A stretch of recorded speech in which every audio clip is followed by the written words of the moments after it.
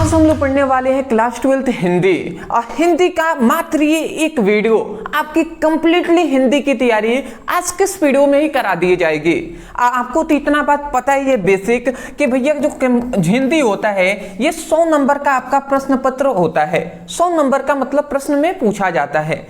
आज का ये वीडियो आपने देख लिया ना, मात्र ये 10 टॉपिक जो हम आज के इस वीडियो में पूरा आंसर के साथ हम आपको बताएंगे। यदि इतना कर लिया 100% जो आपका 85 नंबर है वो आपका पक्का कर लिया जाएगा। तो मैं यही कहूंगा मात्र ये एक वीडियो, केवल एक वीडियो की बात है और 85 नंबर की बात है भैया। तो 85 नंबर के लिए मात्र एक वीडियो देखिए। अब केवल वीडियो देखने से कुछ नहीं होगा दोस्त, कॉपी पेन लेकर बैठिए और कॉपी पेन लेकर और सीरियस होकर दोस्त पढ़ाई कीजिए। मेरा यही लक्ष्य है कि कोई भी स्टूडेंट जो हमसे सीरियस होकर पढ़ाई कर रहे हैं उनका एक बेहतरीन नंबर आए, एक बेहतर नंबर आए, जिससे वो अपने माता पिता का, जिससे वो खुद अपना नाम रोशन कर सके। कहीं अदर मतलब स्टेट लेवल या अदर कहीं नहीं भैया, कम से कम अपने गांव के लेवल तक, अपने जो एरिया है वहां पे तो आप अपना पहले नाम स्थापित करें, ठीक है ना। तो इसीलिए जी चलिए हम स्टार्ट करते हैं और समझते हैं जी। चलिए 85 नंबर चाहिए ना, तो चलिए स्टार्ट करते हैं। देखिए सबसे पहले आज रात संपूर्ण हिंदी की तैयारी हम करेंगे, 85 नंबर की बात है, ठीक है ना। देखिए तो क्लास 12th हिंदी की बात हो रही है। सबसे पहली बात आपका जो पूछा जाता है मैं आपको बता दूं, सबसे पहले आपको ऑब्जेक्टिव क्वेश्चन पूछा जाता है। ऑब्जेक्टिव क्वेश्चन पूछे जाते हैं, ये बात आपको पता होनी चाहिए। कितना नंबर का? तो 10 नंबर का, एक नंबर का 10 क्वेश्चन पूछे जाते हैं, मतलब 10 नंबर का ऑब्जेक्टिव पूछा जाता है। तो पहले हम ऑब्जेक्टिव देख लेते हैं। 5 ऑब्जेक्टिव पूछता है, एक पूछता है पहले पूछेगा आपसे 5 गद्य से पूछेगा और 5 आपको पद्य से पूछेगा। क्या ऑब्जेक्टिव क्वेश्चन। तो चलिए जी एक एक करके अब देख लेते हैं। तो सबसे पहला हमारे यहाँ पे क्वेश्चन आता है कि भाषा योग वशिष्ठ के लेखक हैं। जो भाषा योग वशिष्ठ हैं इसके लेखक कौन है? तो इसके लेखक आप याद रखेंगे कौन है जी? राम प्रसाद निरंजनीय हैं, ठीक है ना। तो ऑप्शन आपका जो सी होगा, मतलब ये तीसरा ऑप्शन करेक्ट हो जाएगा। आशा करता हूं कि आपको ऐसे भी दिखाई दे रहा है। तो आगे बढ़ते हैं जी। नेक्स्ट अगला हमारा दूसरा यहाँ पे क्वेश्चन आता है, सभी को आप नोट डाउन करते हुए चलेंगे दोस्त। अगला हमारा आता है कि सदल मिश्र की रचना है। जो सदल मिश्र की रचना है वो क्या है? नासिकेतोपाख्यान। ये है जी सदल मिश्र के रचना, ठीक है ना। चलिए आगे बढ़ते हैं। नेक्स्ट हमारा तीसरा यहाँ पे क्वेश्चन आता है, स्वामी दयानंद सरस्वती की रचना है। जो स्वामी दयानंद सरस्वती हैं इनकी रचना कौन है? तो इनकी रचना क्या है? सत्यार्थ प्रकाश है, ठीक है ना। तो ऑप्शन आपका सी करेक्ट हो जाएगा। आगे बढ़े। चलिए जी देखिए ऑब्जेक्टिव है ना, तो इसमें ज़्यादा कुछ समझाने वाला तो है नहीं कि मैं आपको अच्छे से समझाऊं, ठीक है ना। तो फिजिक्स केमिस्ट्री तो है नहीं कि इसमें पूरा बाकायदा अच्छे से समझाना है। पढ़ते चलते हैं दोस्त, ऑब्जेक्टिव है, बस नोट डाउन करते हुए चलेंगे। कुछ ना हो तो स्क्रीनशॉट कर लेंगे, बेटर रहेगा जी। चलिए अगला आता है, आनंद कादम्बनी पत्रिका के संपादन करते हैं। कौन करते हैं जी? तो याद रखेंगे बद्री नारायण चौधरी प्रेम घन, ठीक है, ये करते हैं जी। चलिए अगला, ये सभी आपके बोर्ड एग्जाम में बहुत बार पूछ लिए गए हैं। अब मोस्टली मैं कह रहा हूं ये सभी 2023 और 24 में लगातार मतलब पूछे जा रहे हैं, वही टाइप के क्वेश्चन हम बता रहे हैं। भारतेंदु युग के लेखक हैं। भारतेंदु युग के लेखक कौन है? प्रताप नारायण मिश्र जी हैं। तो ये हमारा 5 गद्य से कंप्लीट होता है। कहां से? 5 हमने गद्य का, हमने 5 ऑब्जेक्टिव देख लिया, 5 नंबर का मतलब 5 देख लिया। अब जो हम देखने वाले हैं फिर से 5 तो हमने देख लिया गद्य का, अब हम देखेंगे फिर से किसका? पद्य का हम देखेंगे जी। तो चलिए जी पद्य का भी अब हम देख लेते हैं, ठीक है ना। नेक्स्ट अब आता है पद्य से, यहां से हमारा शुरू होता है। यहाँ पे कह रहा है अभिनव मनुष्य काव्यांश के रचनाकार हैं। तो अभिनव मनुष्य काव्यांश के रचनाकार कौन है जी? तो रामधारी सिंह दिनकर जी हैं, ठीक है ना। नेक्स्ट हमारे यहाँ पे क्वेश्चन आता है कि प्रयोगवाद कवि नहीं है। प्रयोगवाद के कवि कौन है, कौन नहीं है जी? तो शिव मंगल सिंह सुमन है ना, ये प्रयोगवाद के कवि नहीं है, ठीक है ना। नेक्स्ट अगला तीसरा आता है महावृक्ष के नीचे। ये जो महावृक्ष के नीचे काव्य कृति है, ये काव्य कृति है, ये किसका है? तो याद रखेंगे सचिदानंद हरिनंद वात्सल्य अज्ञेय की, मतलब सिंपल वे में शॉर्ट फॉर्म में अज्ञेय भी कह सकता है। तो ये आप याद रखेंगे। तीसरा इनका है जी सचिदानंद का है। कौन? महावृक्ष के नीचे। नेक्स्ट हमारा चौथा क्वेश्चन आता है कि प्रयोगवाद का मुख्य विशेषताएं नहीं है। कौन है जी जो नहीं है? तो याद रखेंगे प्रकृति की मानवीकरण, ये प्रयोगवाद की विशेषताएं नहीं है। और नेक्स्ट हमारा आता है पांचवा, जो है उपमान मेल हो गए हैं। ठीक है ना, उपमान मेल हो गए हैं, ये किसकी काव्य पंक्ति है? तो याद रखेंगे अज्ञेय की काव्य पंक्ति है, जिसे हम सचितानंद के नाम से भी जानते हैं। आशा करता हूं समझ गए होंगे। तो ये हमारा जो है, ये अब हमारा गद्य से 5 हमने देख लिया। सबसे पहले तो हमने गद्य से 5 देख लिए हैं, अब 5 हमने पद्य से देख लिए। तो इसका मतलब 5 और 5 मतलब 10 नंबर हमारा यहाँ से ऑब्जेक्टिव क्वेश्चन से हमारा 10 मार्क्स कंप्लीट होता है। ये नंबर भी आप जोड़ते हुए चलेंगे जी, ठीक है ना। और ये सभी हमको लगता है ना अदरवाइज कि 25 के जो बोर्ड एग्जाम है इसमें से बिल्कुल आपसे पूछे जाएंगे। तो इन सभी को आप तैयार कर लीजिए, क्योंकि ये कंसिस्टेंट पूछे जा रहे हैं। 23 में भी पूछे गए हैं, 24 में भी पूछे गए हैं, इसलिए ठीक है। आगे बढ़ते हैं दोस्त, चलिए। तो ये हमारा ऑब्जेक्टिव 10 नंबर का कंप्लीट होता है। अब हमारा यहाँ से थोड़ा लॉन्ग टाइप क्वेश्चन आता है, अब इनको भी हम देखेंगे जी। देखिए ये थोड़ा सा छोटा छोटा अगर आपको दिखाई दे रहा है तो मेरा एक छोटी सी आपको सजेशन रहेगा कि वीडियो की क्वालिटी को बढ़ा लें। अदरवाइज आप कहते हैं, कमेंट में कर देते हैं स्टूडेंट कि सर थोड़ा साफ नहीं दिखाई दे रहा है, छोटा दिखाई दे रहा है। भैया क्वालिटी को बढ़ा लीजिए ना। 300 आराम से आप 360 पीपल देखिए, मुझे पूरा विश्वास है कि 360 पीपल यदि वीडियो देखते हैं आसानी से आपको सब कुछ साफ साफ दिखाई देगा। पहले आप स्क्रीनशॉट ले लें, फिर हम इसको समझाएंगे, ठीक है ना, क्योंकि इंपॉर्टेंट है जी। चलिए इसका पहले आप स्क्रीनशॉट ले लें,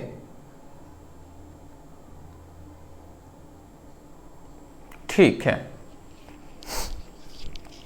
चलिए ले लिए होंगे ना। अब हम आगे बढ़ते हैं, समझते हैं जी। देखिए यहाँ पे कह रहा है दिए गए गद्यांश पे आधारित निम्नलिखित प्रश्नों का उत्तर दीजिए। ये हमारा एक गद्यांश है, इसके नीचे 5 क्वेश्चन दिए जाते हैं। अब इसको हल करना होता है। सिंपल सी बात है, ये आपको कितने नंबर देता है? 10 नंबर, 10 मार्क्स का ये पूछा जाता है। अब देखिए कितना आसानी से हम 10 नंबर आपको दिलाएंगे जी। यहाँ पे कह रहा है भूमि के निर्माण देवों ने किया है, वह अनंत काल से है, उसके भौतिक रूप, सौंदर्य और समृद्धि के प्रति सचेत होना हमारा आवश्यक कर्तव्य है। भूमि के पार्थिव स्वरूप के प्रति हम जितने अधिक जागरूक होंगे, ठीक है ना, उतना ही हमारा राष्ट्रीयता बलवलित हो सकेगी। यह पृथ्वी सच्चे अर्थों में समस्त राष्ट्रीय विचारधाराओं की क्या है? जननी है। यहाँ पे याद रखेंगे, यहाँ पे कहा जा रहा है कि यह पृथ्वी, जो हमारी पृथ्वी है, वो सच्चे अर्थों में समस्त राष्ट्रीय विचारधाराओं की क्या है? जननी है। जननी मतलब माता है, ठीक है। फिर से यहाँ पे कह रहे हैं जो राष्ट्रीयता पृथ्वी के साथ नहीं जुड़ा, जो राष्ट्रीयता, जो मनुष्य पृथ्वी के साथ नहीं जुड़ा, पृथ्वी के विकास में नहीं जुड़ा, उसको सुरक्षित रखने में नहीं जुड़ा, ठीक है ना, वह निर्मूल है, उसका कोई मूल्य नहीं है। अगला कह रहा है कि राष्ट्रीयता की जड़ें पृथ्वी में जितनी गहरी होंगी उतना ही राष्ट्रीय भाव का अंकुरित पलवलित होगा। इसीलिए पृथ्वी के भौतिक स्वरूप की अद्योपांत जानकारियां प्राप्त करना, उसकी सुंदरता, उपयोगिता और महिमा को पहचानना आवश्यक धर्म है। इसके नीचे आपको 5 क्वेश्चन दिए गए हैं। उपयुक्त गद्यांशों का पाठ्य एवं लेखक का नाम लिखिए। फिर से रेखांकित अंशों की व्याख्या कीजिए। राष्ट्रीय भूमि के प्रति हमारा आवश्यक कर्तव्य क्या है? ये फिर से कह रहा है किस प्रकार की राष्ट्रीयता को लेखक ने निर्मूल कहा है। फिर से यहाँ पे कह रहा है यह पृथ्वी सच्चे अर्थों में क्या है, या अथवा में इसी क्वेश्चन को घुमा कर भी पूछता है यह पृथ्वी सच्चे अर्थों में किसकी जननी है, ऐसे भी कह सकता है। चलिए जी, ये 5 जो हमारे क्वेश्चन है ना, ये 3-3 नंबर के प्रत्येक क्वेश्चन है। 3 नंबर, 3 मार्क्स का ये सभी है जी। यहाँ पे मैं बता दूं, ये 3 मार्क्स का है, ये भी 3 मार्क्स का, ये भी 3 मार्क्स का, ये भी 3 मार्क्स का, और ये अंतिम वाला भी 3 मार्क्स। 3-3 नंबर के हैं जी। एक एक करके हम जानते हैं।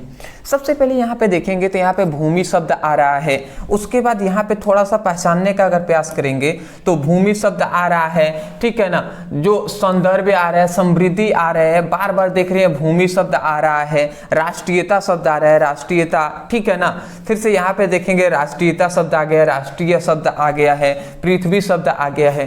तो इससे हमें पकड़ में क्या आता है, ये किस चैप्टर से है, तो राष्ट्र के स्वरूप चैप्टर से लिया गया है। जिसके रचयिता कौन है? वासुदेव शरण अग्रवाल जी हैं। तो सबसे पहला हमारा क्वेश्चन है, उपयुक्त गद्यांश के पाठ्य और लेखक का नाम लिखिए। तो वही सिंपल सा हमने यहाँ पर लिख दिया है। देखिए यहाँ पे हमने लिखा है, सबसे पहला क्वेश्चन का आंसर यहाँ पे देखिए लिखा क्या है ना, उपयुक्त गद्यांश का पाठ्य और लेखक का नाम लिखिए।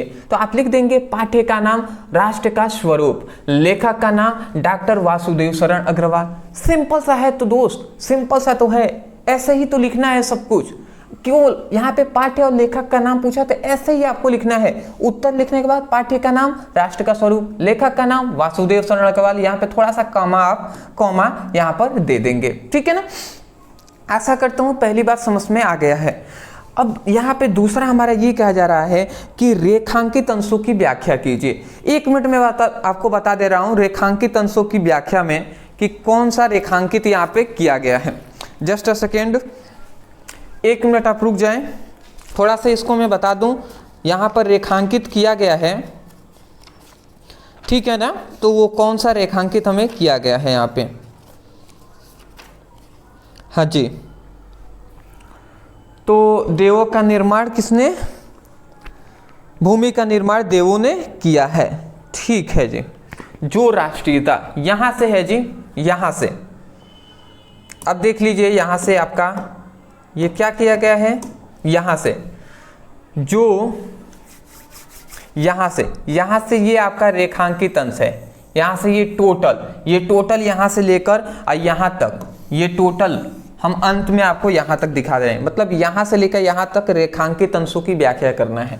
तो कह रहा है जो राष्ट्रीयता पृथ्वी के साथ नहीं जुड़ा वो क्या है? निर्मूल है, उसका कोई मूल्य नहीं है। जो हमारी पृथ्वी के विकास में, सुरक्षा करने में जो राष्ट्रीयता या जो मनुष्य नहीं जुड़े हैं वो निर्मूल के समान है, उसका कोई मूल्य नहीं है। फिर से यहाँ पे वासुदेव शरण अग्रवाल कहते हैं राष्ट्रीयता की जड़ें पृथ्वी में जितनी गहरी होंगी उतना ही राष्ट्रीय भावों का अंकुर पलवलित होगा, ठीक है ना। अगला कह रहे हैं कि इसलिए पृथ्वी का भौतिक स्वरूप अद्योपांत जानकारियां प्राप्त करना, मतलब पृथ्वी के बारे में सब कुछ जानकारियां प्राप्त करना कि किससे इसको हानियां होंगी, किससे नुकसान होगा, वो सब कुछ जानकारियां प्राप्त करना, इसकी उपयोगिता को जानना, इसकी महिमा को पहचानना आवश्यक हमारा धर्म भी है और कर्तव्य भी है, ठीक है ना। तो ये हमारे ये अर्थ हुआ है। इसी को ने रेखांकित अंशों की व्याख्या कर देना है। तो सिंपल सा हमने यहाँ पे देखिए इसका कैसे व्याख्या किया हुआ है।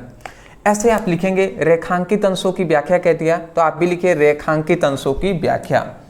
देखिए रेखांकित अंशों की व्याख्या यहाँ पे हमने लिखा है वासुदेव शरण अग्रवाल के अनुसार जिस राष्ट्रीयता के संबंध पृथ्वी के साथ नहीं होगा वो राष्ट्रीयता मतलब क्या है? निराधार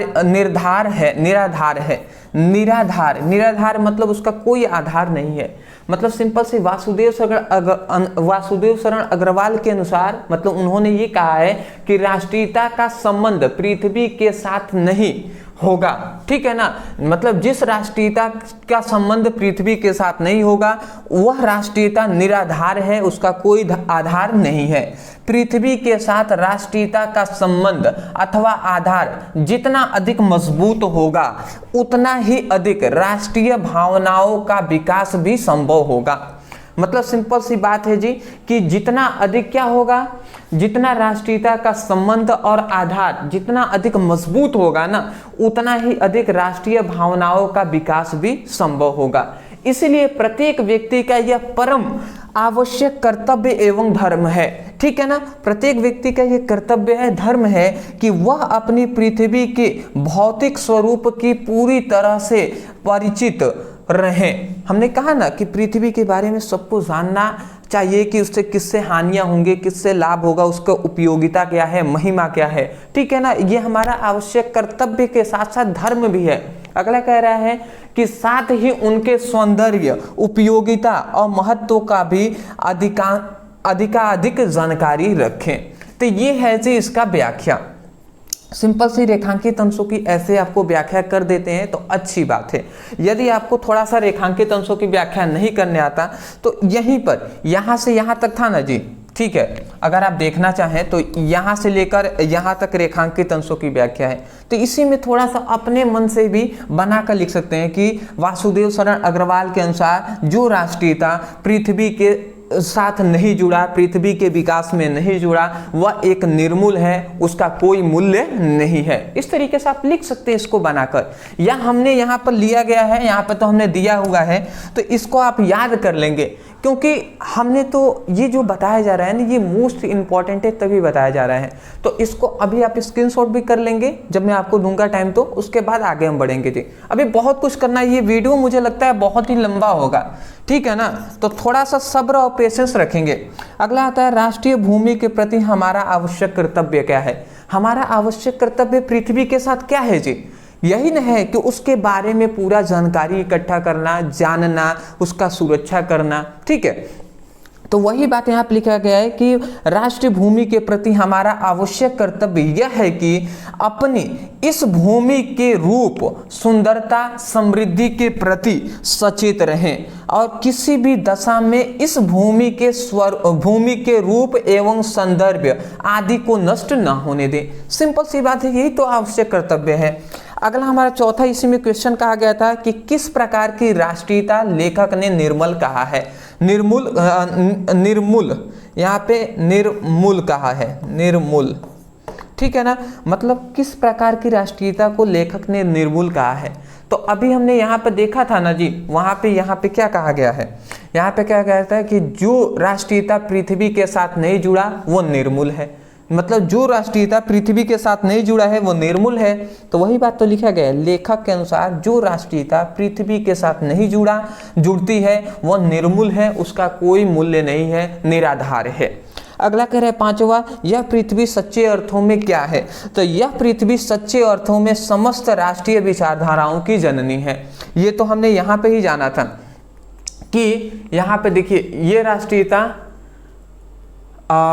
यहाँ पे देखिए एक जगह हमने देखा था, देखिए यहाँ पर यहाँ पे अंतिम क्वेश्चन कह रहा है यह पृथ्वी सच्चे अर्थों में क्या है। तो देखिए यहाँ पे लिखा गया है यह पृथ्वी सच्चे अर्थों में समस्त राष्ट्रीय विचारधाराओं की जननी है। सिंपल सा तो है जी, इसी में से सब कुछ वो आंसर दिया गया है।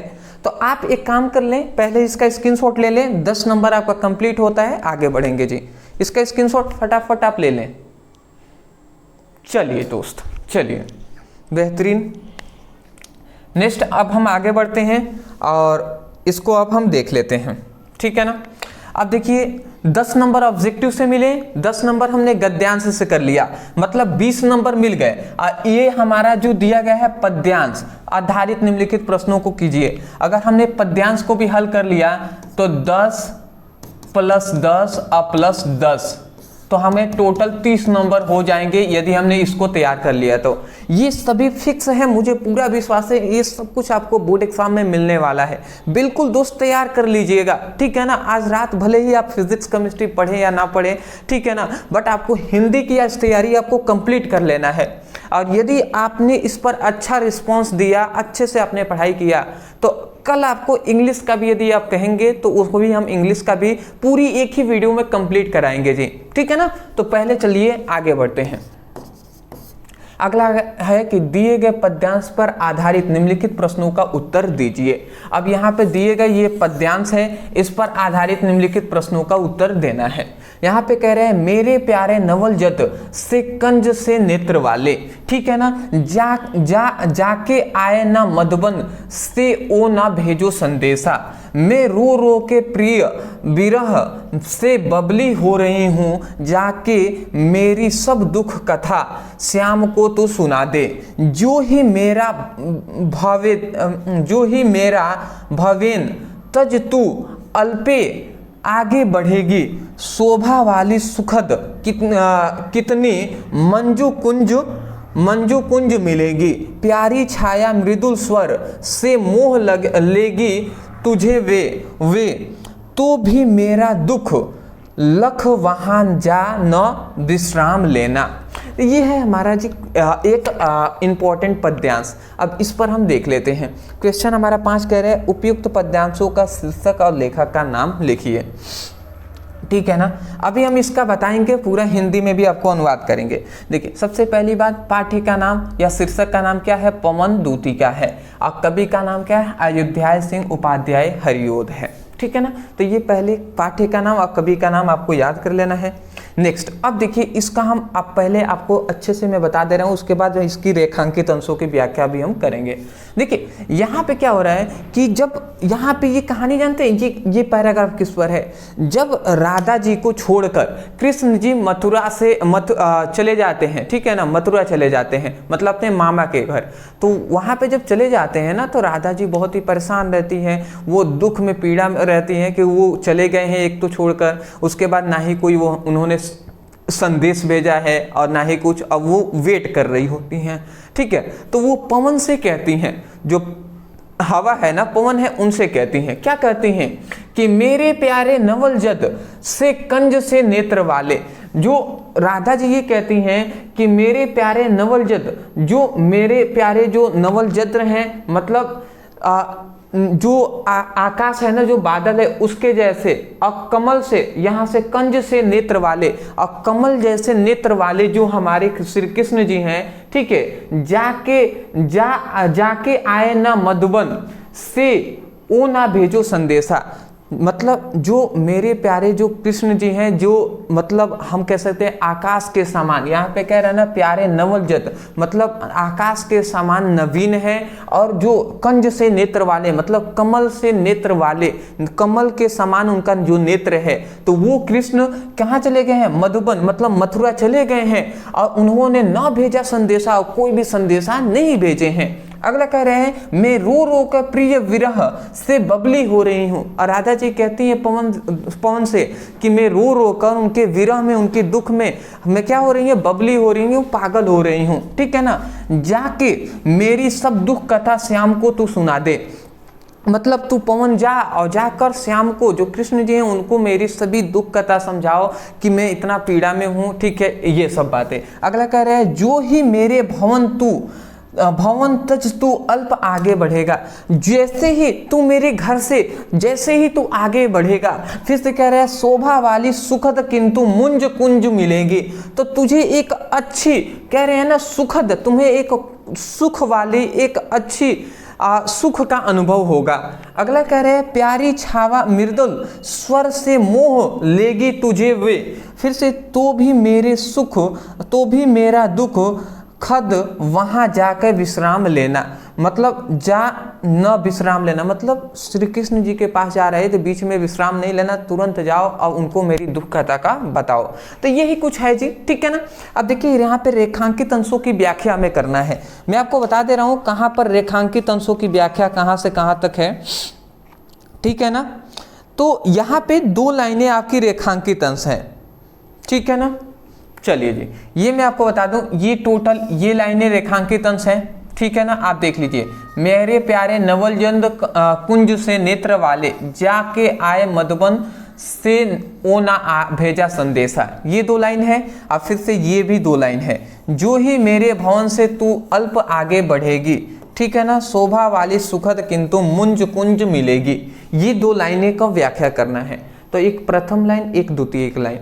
तो चलिए पहले इसका मैं बता दे रहा हूँ। मेरे प्यारे नवलजद कुंज से नेत्र वाले, जो श्री कृष्ण जी हैं वो कैसे हैं, वो आकाश के समान नवीन है, शांत हैं। और कुंज से, कमल से नेत्र वाले जो कृष्ण जी हैं वो मधुबन, मतलब मथुरा चले गए हैं और ना भेजा संदेशा, कोई भी संदेशा नहीं भेजे हैं। ये हुआ पहले का, क्या हुआ है, पहले का इसका मतलब व्याख्या हुआ। फिर से, जो ही मेरे भवन से तू कुंज, तू जो ही मेरे भवन, जो ही मेरा भवन तंजु तू अल्प आगे बढ़ेगी, शोभा वाली सुखद किंतु मुंज कुंजे मिलेंगी। मतलब जैसे ही राधा जी पवन से कहते हैं कि जैसे ही तू मेरे घर से आगे बढ़ेगा, तुझे एक सुख का, एक आनंद का अनुभव होगा। अब देखिए जी, वही बात का रेखांकित अंशों की व्याख्या हम करेंगे। देखिए यहाँ पे कह रहा है, रेखांकित अंशों की व्याख्या कह रहा है कि देखिए रेखांकित अंशों की व्याख्या, राधिका पवन दूतिका से अपने दुख का वर्णन करते हुए कहती हैं कि नए मेघों जैसी शोभा युक्त, मेघों मतलब जो बादल हैं, नए मेघा जैसी शोभा युक्त और कमल के समान नेत्र वाले मेरे प्रिय श्री कृष्ण मथुरा चले गए हैं और अभी तक वहां से कोई वापस नहीं आए हैं और ना ही उन्होंने मेरे लिए कोई संदेशा भेजा है। ठीक है ना। तो ये हमारी पहली, ये पहली जो लाइन है ना, यहां से मेरे से यहां तक का जो लाइन है ये लाइन का है। अब फिर से यहां से जो ही मेरे भवन से तू अल्प आगे बढ़ेगा, यहां पर थोड़ा सा नहीं लिखा गया है, आप लिख लेंगे, जो ही मेरे भवन से तू अल्प आगे बढ़ेगी, शोभा वाली सुखद किंतु कुंज मिलेंगी।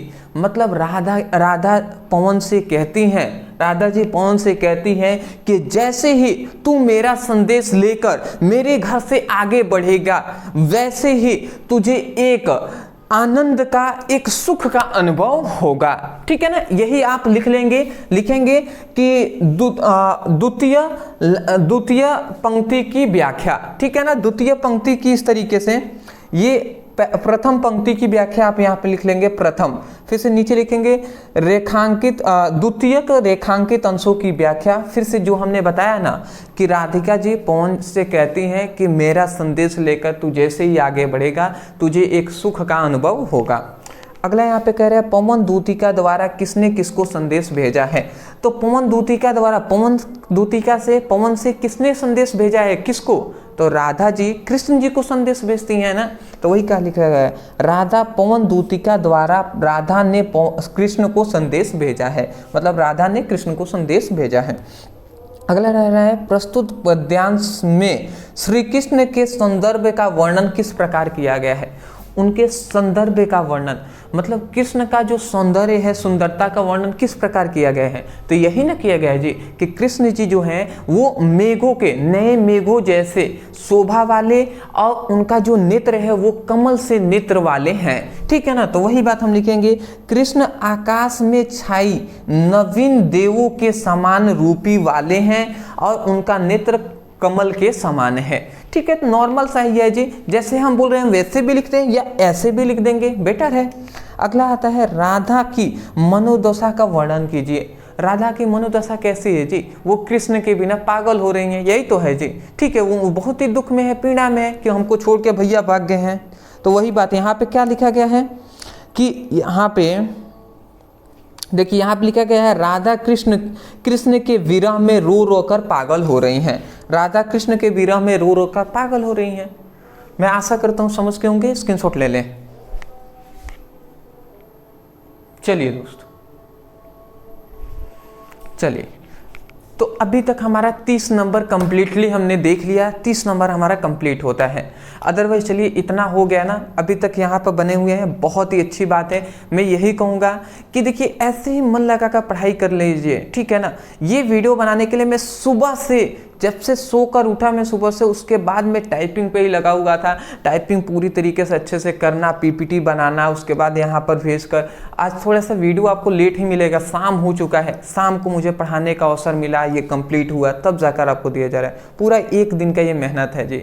तो यदि आपको लगता है कि आपके लिए कुछ मेहनत यहाँ पे किया जा रहा है, तो मैं केवल कुछ नहीं मुझे चाहिए, अदरवाइज बस ओनली आप थोड़ा सा सपोर्ट कर देंगे ना, आपसे मुझे ज़्यादा कुछ नहीं, आप ओनली सपोर्ट कीजिए। सपोर्ट करने के लिए क्या कर सकते हैं, वीडियो देख रहे हैं अच्छी बात है, चैनल पे अभी तक नए हैं, चैनल को अभी तक सब्सक्राइब नहीं किए हैं, तो ये चैनल को सब्सक्राइब कर दीजिएगा। इस तरीके से आप सपोर्ट कर सकते हैं। दूसरा ये है कि वीडियो को, लिंक को शेयर कर सकते हैं। जैसे ये वीडियो है, आप अपने 5 दोस्तों के पास शेयर कर दीजिए, कह दीजिए ये एक वीडियो देख लो, आपकी हिंदी की तैयारी हो जाएगी। तो इस तरीके से आप शेयर भी कर सकते हैं।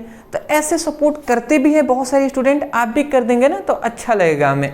मैं आशा करता हूं कि जो स्टूडेंट मुझे लगता है कि वो सोच रहे होंगे या जान रहे होंगे कि हाँ सर मेहनत करते हैं, तो वो जरूर शेयर करेंगे जी, करनी भी चाहिए। चलिए हमारा 30 नंबर कंप्लीट हो गया। अब यहाँ पे आता है कि लेखक का साहित्यिक परिचय। अब लेखक का जो जीवन परिचय आता है 5 नंबर में आता है जी, 5 नंबर में। तो यहाँ पे 3 है, यहाँ पे डॉक्टर हजारी प्रसाद द्विवेदी, वासुदेव शरण अग्रवाल और डॉक्टर एपीजे अब्दुल कलाम। तो चलिए जी आज हम देख लेते हैं डॉक्टर हजारी प्रसाद द्विवेदी जी का, ठीक है ना। वासुदेव शरण अग्रवाल जी का भी हमने करा दिया है, डॉक्टर एपीजे अब्दुल कलाम का भी हमने कराया हुआ है, आप पढ़ सकते हैं, लिखेंगे ना डॉक्टर एपीजे अब्दुल कलाम जीवन परिचय ब्रदर सर, वीडियो आपको मिल जाएंगे। चलिए जी, तो यहाँ पे हजारी प्रसाद द्विवेदी जी का हम यहाँ पे बता रहे हैं। देखिए जितना हम यहाँ पे बता रहे हैं ना, बहुत ही छांट कर अच्छे से इतना आपको बताया जा रहा है। इसका शब्द सीमा होता है कि मतलब अधिक से अधिक आप 100 शब्द में लिख देंगे ना, बहुत है। अक्सर स्टूडेंट क्या करते हैं, 2-2 पेज लिखते हैं, इतना लिखने की आवश्यकता नहीं है दोस्त। और दूसरी बात मैं कह रहा हूँ ना, इसको ही अगर आप लिखते हैं अपनी जो बोर्ड एग्जाम की कॉपी आती है, आराम से 1.5 पेज से ऊपर चला जाएगा। अगर दूर दूर लिखेंगे तो 2 पेज भी जा सकता है। क्यों? क्योंकि टाइपिंग किया गया है ना, तो ये एक सिस्टमेटिक दूरी पर है, इसलिए आपको थोड़ा छोटा लग रहा होगा। बट चलिए जी आगे हम बढ़ते हैं। सबसे पहले आप जीवन परिचय हेडिंग डालेंगे, यहाँ पे लिखेंगे हिंदी के श्रेष्ठ निबंधकार आचार्य हजारी प्रसाद द्विवेदी का जन्म 1960 ईस्वी में बलिया जिले के दुबे का छपरा नामक ग्राम में हुआ था। इनके पिता श्री अनमोल द्विवेदी ज्योतिषी और संस्कृत के प्रखंड विद्वान थे, अतः इन्हें ज्योतिषी और संस्कृत की शिक्षा उत्तराधिकारी से प्राप्त हुआ, ठीक है ना। काशी जाकर इन्होंने संस्कृत साहित्य और ज्योतिषी का उच्च स्तरीय ज्ञान प्राप्त किए और इनकी हिंदी साहित्य में बहुत अधिक योगदान है। परंतु सन 19 मई 1979 है, ठीक है ना, को ये क्या हो गए, परलोक सिधार गए। अदरवाइज किसी किसी को हिंदी में बोलना अच्छा लगता है, किसी किसी को थोड़ा इंग्लिश में बोलना अच्छा लगता है, ठीक है ना। 79 है, 79 मतलब 1979 ईस्वी में, ठीक है। चलिए जी मैं आपको एक बात बता दूं, देखिए यहाँ पर ये हमने कहा कि उनके पिता जो अनमोल द्विवेदी हैं वो क्या है, ज्योतिषी और संस्कृत के प्रखंड विद्वान थे तथा इन्होंने ज्योतिष और संस्कृत की शिक्षा उत्तराधिकारी से प्राप्त किया, ठीक है ना, प्राप्त हुआ। तो इन्होंने यहाँ पे, अब इन्होंने, यहाँ तक तो उनके पिता की बात हो रही थी, फिर से यहाँ पे हमने कहा अतः इन्होंने का मतलब उनके पिता की बात नहीं हो रही है अनमोल जी की, इन्होंने का मतलब आचार्य हजारी प्रसाद द्विवेदी की बात हो रही है कि उन्होंने ज्योतिषी और संस्कृत का जो शिक्षा है ना वो उत्तराधिकारी से प्राप्त हुआ, मतलब अपने पिताजी से ही प्राप्त हुआ है। और ये काशी गए और इन्होंने संस्कृत और साहित्य के ज्योतिष का उच्च स्तरीय ज्ञान प्राप्त किए हैं। और उनका फिर से यहाँ पे कह रहा है कि इनकी हिंदी साहित्य में बहुत अधिक योगदान है। परंतु सन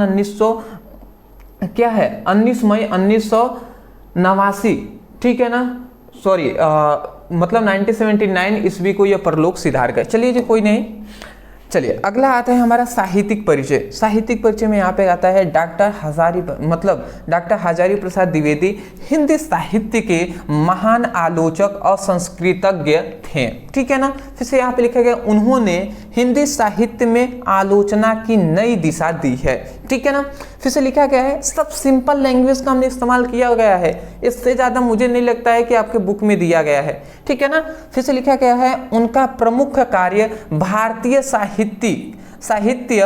का इतिहास है, जिसमें उन्होंने भारतीय साहित्य के विकास और उसकी विशेषताओं का गहन विश्लेषण किया। वे साहित्य दृष्टिकोण से न केवल गहरे विद्वान थे, ठीक है ना, बल्कि संस्कृत प्राचीन भारतीय साहित्य और संस्कृत के प्रति गहरी रुचि रखते थे, ठीक है ना। अगला कह रहा है उनकी साहित्यिक योगदान हिंदी आलोचना और अनमोल है, ठीक है ना। और उन्होंने साहित्य के विविध रूप और विचारों को एकजुट करने में महत्वपूर्ण भूमिका निभाई है। देखिए दोस्त, इसमें मुझे लगता नहीं है कि कुछ भी समझाने वाला है, क्योंकि पढ़ेंगे ना आप एक एक लाइन तो आपको समझ में आ ही रहा है कि क्या बातें कह रही हैं। उनकी सभी बातों को बताया जा रहा है जिससे वो लगे कि भैया प्रसिद्ध हैं, वो एक अच्छे व्यक्ति हैं। ऐसा नहीं, अच्छे व्यक्ति हैं ही, अच्छे व्यक्ति बिल्कुल ये थे, ठीक है ना, ऐसी बात नहीं है। अभी तो मतलब इनकी मृत्यु हो गई है, ठीक है, बट अच्छे व्यक्ति थे, इनको मतलब हिंदी में बहुत ज़्यादा रुचि थी, वही उनकी बातों को यहाँ पे बताया गया है। फिर से यहाँ पे आता है रचना। अब रचना हेडिंग डालेंगे, फिर से इनकी प्रमुख रचनाएं निम्नलिखित है। कौन कौन सी है जी? निबंध संग्रह, जिसमें क्या है, अशोक का फूल है, एकजुट है, विचार प्रवाह है, विचार और वितर्क है आदि, ये सभी इनकी क्या है, निबंध संग्रह है। फिर से आलोचना साहित्य कौन सा है? सूरदास है, कालिदास की ललित योजना है, और क्या है, कबीर भी है। ठीक है ना। अगला आता है उपन्यास में वाणभट्ट का आत्मकथा है, और पुनर्वाह भी क्या है, इनकी क्या है, एक महत्वपूर्ण उपन्यास है, और आदि यहाँ पे लिख दिया गया है। इसका स्क्रीनशॉट लेंगे, ले लीजिए, फिर हम आगे बढ़ेंगे जी। 5 नंबर यहाँ से हमारा कंप्लीट होता है। कितना? 5 नंबर यहाँ से हमारा मिल जाएगा। मुझे पूरा विश्वास है इसको आप याद करके जाएंगे। तो अभी तक 30 नंबर हमने वहां से मिला था, 5 नंबर यहाँ से 35 नंबर मिला ना, 85 नंबर हमें लाना है। अभी 50 नंबर का और हम देखेंगे जी। स्क्रीनशॉट ले लें, आगे बढ़ेंगे। चलिए, यहाँ से बहुत सारे स्टूडेंट क्या कहते हैं कि सर नोट्स इसका अवेलेबल करा दीजिए। मैं जानता हूँ कि नोट्स में देखिए जहाँ तक पॉसिबल होता है मैं नोट्स को प्रोवाइड करता हूँ, बट व्हाट्सएप ग्रुप है, टेलीग्राम ग्रुप है जिसका डिस्क्रिप्शन बॉक्स में लिंक है, तो वहाँ पे तो ज्वाइन है ही आप। अगर नहीं ज्वाइन है तो ज्वाइन कर लीजिएगा। ज्वाइन करने में कोई भी रुपये देने की आवश्यकता नहीं है, क्लिक करेंगे आप वहाँ पर ज्वाइन हो जाएंगे। ठीक है ना, लिंक पे। तो वहाँ पर आपको PDF मिलेगा, वीडियो का भी लिंक आपको दिया जाता है पर डे। बट ऐसा नहीं है कि आप उसी पर निर्भर रहें कि वहां पे हमें PDF मिलेगा, PDF से हम पढ़ाई कर लेंगे। नहीं दोस्त, क्योंकि वहां पे कब डाला जाएगा कब नहीं उसका कोई भरोसा नहीं है। ठीक है ना। तो आप यहां से पहले ले लें, यहां से ही पढ़ाई कर लें, स्क्रीनशॉट भी लेते हुए चले, क्योंकि बहुत सारे स्टूडेंट इतने मतलब ऐसे हैं ना कि जो सोच रहे हैं बस PDF से ही हम ले लेंगे, वहां से ही वीडियो देखने की क्या आवश्यकता है। ऐसे नहीं करना है आपको। ठीक है ना। PDF के भरोसा आपको कम रहना है। PDF मुझे नहीं लगता है जल्दी आपको वहां पर दिया जाएगा। ठीक है ना। मिलेगा बट अभी नहीं मिलेगा, क्योंकि बहुत सारे स्टूडेंटों को मैं जानता हूं कि वो तब PDF के भरोसे पे रह जाएंगे, तो ये अच्छी बात नहीं होगी। फिर से लिखा गया है, निम्नलिखित कवियों में से किसी एक कवि का साहित्यिक परिचय देते हुए उनकी कृतियों का उल्लेख कीजिए। अब यहाँ पे देखिए, यहाँ पे कवि का पूछा जा रहा है, तो 35 नंबर हमारा हुआ था, यहाँ से 5 नंबर हमारा हो जाएगा, मतलब 40 नंबर हमारा कंप्लीट हो जाएगा। यहाँ पे भारतेंदु हरिश्चंद्र है, मैथिली शरण गुप्त जी है, जयशंकर प्रसाद जी हैं। चलिए एक का हम यहाँ पे देख लेते हैं, इसको हम देख लेंगे ना तो 5 नंबर हमारा कंप्लीट हो जाएगा। यहाँ पे हम किसका देखने वाले हैं जी? मैथिली शरण गुप्त जी का देखने वाले हैं। कह देंगे सबसे पहले जीवन परिचय हम थोड़ा सा एक्सप्लेन करेंगे। लिखा गया है, राष्ट्रीय कवि मैथिली शरण गुप्त जी का जन्म झांसी जिले के चीरा गांव नामक स्थान पर 1886, ठीक है ना, ईस्वी में हुआ था। ठीक है ना। उनके पिता सेठ रामचरण गुप्त था। उनके पिता का नाम क्या था? रामचरण गुप्त था। और उनके पिता हिंदी साहित्य के विशेष प्रेम था। उनके पिता को हिंदी साहित्य में एक विशेष प्रेम था। फिर से लिखा गया, महात्मा गांधी ने जयशंकर प्रसाद को राष्ट्रीय कवि की उपाधि दी और भारत सरकार ने इन्हें पद्म भूषण से सम्मानित किया। किसको? जो हमारे जो मैथिली शरण गुप्त जी हैं, इनको पद्म भूषण से सम्मानित किया गया। और 12 दिसंबर 1964 ईस्वी को इनका निधन हो गया। तो ये थोड़ा सा हमने क्या किया है, एक्सप्लेन किया है उनकी जीवनी को, उनका जीवन परिचय को। इतना आप जीवन परिचय लिखेंगे, उसके बाद तब अब हम लिखेंगे साहित्यिक परिचय। अब साहित्य में इनका क्या योगदान है उसको हम बता रहे हैं। तो हमने लिखा है, गुप्त जी ने खड़ी बोली के स्वरूप विकास में अपना महत्वपूर्ण योगदान दिया है। गुप्त जी को प्रारंभिक रचनाएं प्रारंभिक रचनाएं क्या थी? भारत भारतीय आदि में अति वृत्त कथन की अधिकता दिखाई देती है। ठीक है ना। तो ये थोड़ा सा साहित्यिक परिचय हमने लिख दिया। इसी साहित्यिक परिचय में ही आता है साहित्यिक स्थान, तो इसको भी हम यहाँ पे हेडिंग डाल के हमने यहाँ पे हालांकि लिख दिया है। साहित्यिक स्थान हेडिंग डाल देंगे तो थोड़ा अच्छा लगेगा। साहित्य में इनका स्थान क्या है? मैथिली शरण गुप्त जी की राष्ट्रीयता की भावनाओं से हिंदी साहित्य में इनका अपना विशेष स्थान था। हिंदी काव्य राष्ट्रीय भावों की पुनीत गंगा को बहाने का श्री गुप्त जी को है। मतलब सिंपल सी बात है ना कि इनकी हिंदी काव्य जो राष्ट्रीय भाव हैं, भावों को जो पुनीत गंगा बहाना, जब इनको पढ़ते हैं तो पुनीत गंगा मतलब एक निकलता है ना अपने अंदर से, तो वही बात यहाँ पे कह रहा है कि बहाने का जो क्या है श्री गुप्त को ही है। मतलब श्री गुप्त मतलब क्या है, किनको, मैथिली शरण गुप्त जी को ही है। ठीक है ना, तो ये एक मतलब इनका साहित्य में एक बेहतर योगदान था। ये सब आप याद कर लेंगे ना बेटर रहेगा। इसमें मुझे नहीं लगता यार कोई समझाने वाला है, क्या इसमें समझाया जाए। अगला आता है कृतियाँ। एक बात याद रखें, कवि का जब आप पढ़ेंगे, देखिए लेखक का आप जब पढ़ते हैं ना, लेखक का, तो उसमें हम रचना कहते हैं, रचना पढ़ते हैं। और जब कवि का हम पढ़ते हैं ना, तो उसमें हम कृतियाँ कहते हैं। ठीक है ना, तो ये बात आप याद रखेंगे। तो अब कृतियां हम देखेंगे तो गुप्त जी की लगभग 40 मौलिक काव्य ग्रंथ हैं। ग्रंथों में भारत भारतीय, किसान, शकुंतला, पंचवटी, संकेत, यशोधरा, द्वापर, काबा और करबला आदि रचनाएं उल्लेखनीय हैं। मतलब इनके 40 मौलिक क्या है काव्य ग्रंथ हैं, जिसमें से हमने मुख्यतः का यहाँ पे नाम लिखा हुआ है। लगभग यहाँ पे 7-8 नाम हमने यहाँ पे लिख दिया है काव्यों का। लगभग 10 है, 1 2 3 4 5 6 7 8 है यहाँ पे, तो 8 हमने बता दिया है। इतना ही आपको बोर्ड एग्जाम में लिखना है, स्क्रीनशॉट कर लें। आगे बढ़ते हैं दोस्त, चलिए इतना हम कर लेते हैं। 40 नंबर हमारा कंफर्म। देखिए अभी तक हमारा 40 नंबर पूरी तरीके से कंप्लीट हो चुका है। ठीक है ना, हमें 85 नंबर लाना है। ठीक है ना, बिल्कुल जितना हम करा रहे हैं इतना आप कर लेंगे ना, तो मुझे विश्वास है कि ये सभी आपके बोर्ड एग्जाम में बिल्कुल आएंगे।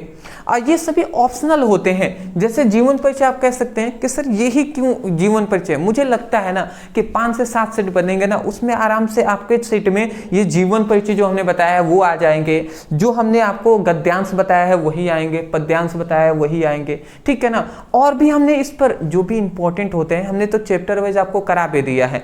आप हिंदी का डिस्क्रिप्शन बॉक्स में लिंक मिलेगा, उस पर क्लिक करके आप अपनी पढ़ाई कर सकते हैं। ठीक है ना, चलिए जी अब आता है पंचलाइट। यहाँ पे देखिए अब हमारी यहाँ पे आती है पंचलाइट और बहादुर की कहानी का सारांश लिखिए। अब इन दोनों में से कोई एक का हमें सारांश लिखना है। ठीक है ना, तो हमने यहाँ पे आज बहादुर की जानेंगे जी। ठीक है ना, ऑप्शनल है तो बहादुर की कहानी को हम लिख देते हैं। थोड़ा सा मैं आपको बताना चाहूँगा बहादुर क्या है। बहादुर एक छोटा सा लड़का है, और वो कहाँ का लड़का है, नेपाली लड़का है।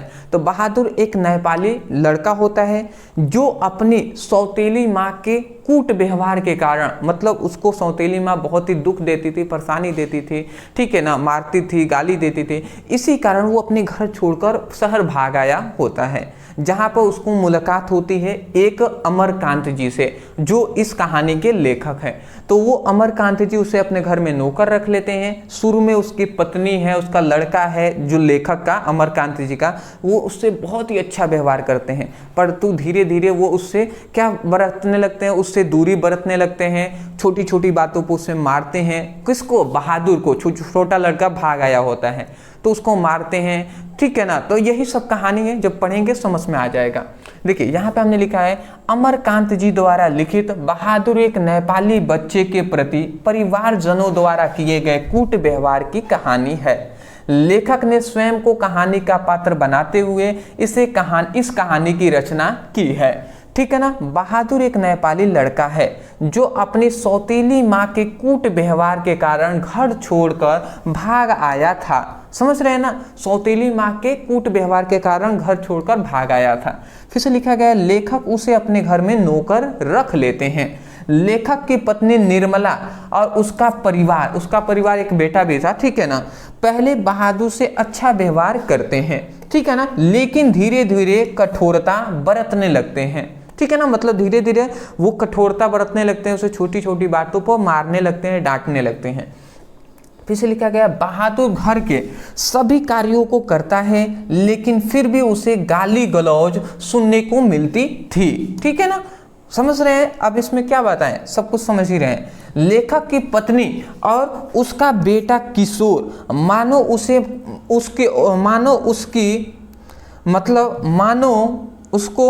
उसकी करने का,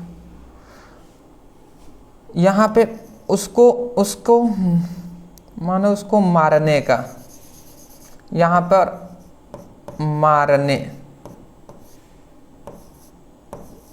मतलब यहाँ पे लिखा गया है कि देखिए यहाँ से हम बता दे रहे हैं, लेखक की पत्नी और उसका बेटा किशोर मानो उसको मारने का एक बहाना खोजते रहते थे। ठीक है ना।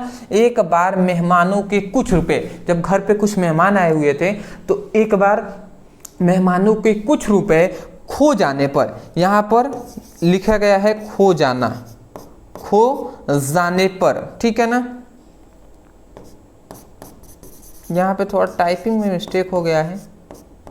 तो यहाँ पे बताया गया है कि एक बार मेहमानों के कुछ रुपए खो जाने पर जब घर वालों ने बहादुर पर चोरी का आरोप लगाया और उसके साथ बहुत बुरा व्यवहार किया, ठीक है, तो बहादुर बिना किसी को बताए अचानक घर छोड़कर रात्रि में चला जाता है। मतलब जब मेहमानों के कुछ रुपए खो जाते हैं ना, तो घर वाले पूरे, जो लेखक हैं वो भी, पत्नी है, उनका जो बेटा किशोर है, वो सभी बहादुर को बहुत गाली गलौज देते हैं, उसे मारते हैं, पीटते हैं, ठीक है ना। तो बहादुर चुपचाप सोता है और रात को बहुत रोता है और रोते हुए रात को चुपचाप किसी को बताए अपना घर, ये जो घर छोड़कर और चला जाता है। लेखक का घर जो था उसको छोड़कर चला जाता है। फिर से लिखा गया, उसके जाने के बाद मानो घर में मातम छा जाता है क्योंकि सभी को आराम की आदत लग चुकी थी, ठीक है ना, सभी को आराम की आदत लग चुकी थी। तब सभी घर वालों को अपनी गलती का एहसास होता है और वह पश्चाताप करते हैं, ठीक है ना। लेकिन क्या फायदा, उन्हें माफ करने वाला बहादुर अब जा चुका था, ठीक है ना। तो ये है जी लेखक का क्या है, ये है बहादुर की कहानी, ठीक है। तो आशा करता हूँ आपको समझ में आ रहा होगा। इसका स्क्रीनशॉट ले लें। 5 नंबर यहाँ से हमें कहानी से मिलते हैं। आगे बढ़ेंगे दोस्त, ठीक है जी, ले लिए होंगे। चलिए 45 नंबर यहाँ तक अभी हमने पढ़ लिया, 45 नंबर हमारा कंफर्म। अब हमारा नेक्स्ट जो आता है, यहाँ पे देखेंगे स्वपठित, मतलब स्व अपठित खंड काव्यों के आधार पर किसी एक खंड के प्रश्नों का उत्तर दीजिए। मतलब सिंपल सी बात है, हम जहाँ पे रहते हैं, ठीक है ना, देवरिया जिला, तो वहाँ पर रश्मि रथी पूछा जाता है खंड काव्य। तो यहाँ पे हम देखेंगे तो रश्मि रथी खंड काव्य के तीसरे स्वर्ग के कथा संक्षेप में लिखिए। मतलब रश्मि रथी खंड काव्य का जो तीसरा स्वर है इसको हमें लिखना है। तो चलिए जी अब हम इसको देख लेते हैं, ठीक है ना। यहाँ पर देखिए एक बात आपको बता दूं, बहुत सारे स्टूडेंट हैं जो अलग अलग जिले से होंगे, तो वो अपना पता कर लेंगे कि उनके खंड काव्य कौन सा पूछा जाता है, ठीक है ना। किसी को किसी में सत्य का जीत पूछा जाता है, आलोक कृति पूछा जाता है। तो अलग अलग जो जिला है वहाँ पे अलग अलग पूछा जाता है। आप पता कर लीजिएगा। पता करने का सिंपल सी मार्ग ये है, आप अपने टीचर से पता कर लें, कोचिंग पढ़ते हैं वहाँ से पता कर लें, या आपके जो पास में आपके जो दोस्त हैं जो आपको लगता है पढ़ने में मुझसे मतलब थोड़ा ठीक हैं, उनसे आप पूछिए कि हमारे जो एरिया है वहाँ पे खंड काव्य कौन सा पूछा जाता है, तो पूछ लें, वो बता देंगे, तो वैसे आप लिख लेंगे। आशा करता हूँ आप समझ गए होंगे। तो ये आपको अगर रश्मि रथी आता है तो आप अभी इसको देख सकते हैं, या 5 मिनट थोड़ा सा आप एक्स्ट्रा बढ़ा लीजिएगा और उसके बाद आगे की वीडियो देखिएगा, आगे क्या और टॉपिक है। नहीं तो जिनको देखना है रश्मि रथी, ये 5 नंबर का है, ये भी थोड़ा सा सुन ही लें, क्या दिक्कत है जी। तो चलिए जी हम सुनाते हैं आपको। रश्मि रथी क्या है, महाभारत की कहानी है, जिसमें यहाँ पे कहा गया है तीसरा स्वर्ग, और तीसरा स्वर्ग क्या है, कृष्ण संदेश है, कृष्ण जी द्वारा दिए गए संदेश है, ठीक है ना। तो देखिए यहाँ पे बताया जाता है कि कौरव, जो कौरव होते हैं या पांडव होते हैं, तो कौरव से छूत में ये द्यूत है, तो कौरव से द्यूत में हारने के कारण पांडव को 12 वर्ष का वनवास तथा 1 साल का अज्ञातवास भोगना पड़ा। मतलब आपको तो पता है कौरव और पांडव ने द्यूत खेला था। द्यूत मतलब एक जुआ होता है, ठीक है, वो खेला था जिसमें पांडव क्या हो गए थे, पराजित हुए थे छल के कारण। तो वही बात है, जब वो पराजित हो गए पांडव, तो पांडव को 12 वर्ष का वनवास और 1 साल का अज्ञातवास भोगना पड़ा था, ठीक है ना। जिनको नहीं पता है थोड़ा सा कहानी आप सुन लीजिएगा महाभारत का। मैंने तो लगभग महाभारत बहुत बार ऐसे फिल्म में देखा है, ठीक है, रियलिटी बात है। तो वही बात है, तो मुझे तो याद है। फिर से यहाँ पे लिखा गया है 13 वर्ष की यह अवधि व्यतीत कर पांडव अपने नगर इंद्रप्रस्थ लौट आते हैं। मतलब जब 12 वर्ष का वनवास, 1 वर्ष का अज्ञातवास, टोटल 13 वर्ष हुआ, तो 13 वर्ष का जो क्या थी अवधि था उसको व्यतीत करके पांडव अपने इंद्रप्रस्थ एक नगर है वहां पर लौट आते हैं।